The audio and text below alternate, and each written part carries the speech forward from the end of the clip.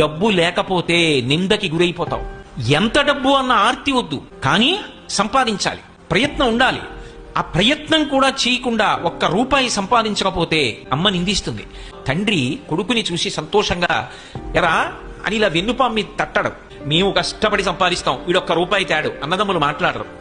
సేవకుడు చెప్పిన పని చేయడు, ఒక్క రూపాయి ఇవ్వలేవు గాని పనులు చెప్తావా అంటాడు. భార్య కూడా ప్రియమార ఆలింగనం చేసుకోదు. అతను చాలా మంచి స్నేహితుడు, కానీ అసమానం కనపడినప్పుడల్లా డబ్బు అడుగుతుంటే ఆయన మాత్రం ఎక్కడి నుంచి తెస్తాడు? అందుకని ఇట్నుంచి ఈ డబ్బు సంపాదించిన వాడు ఎడుతుంటే అట్నుంచి మంచివాడైన స్నేహితుడు ఇలా వస్తుంటే వీడిని చూసి పని లేకపోయినా ఇటు రావలసిన వాడు అట్టెడిపోతాడు. ఏమాయి బాగున్నావా అని ఇలా చీ కూడా ఎత్తాడు. కాబట్టి ఓ స్నేహితుడా, డబ్బు సంపాదించు. డబ్బు సంపాదించనన్న మాట అనకు. యవ్వనంలో డబ్బు సంపాదించి తీరాలి.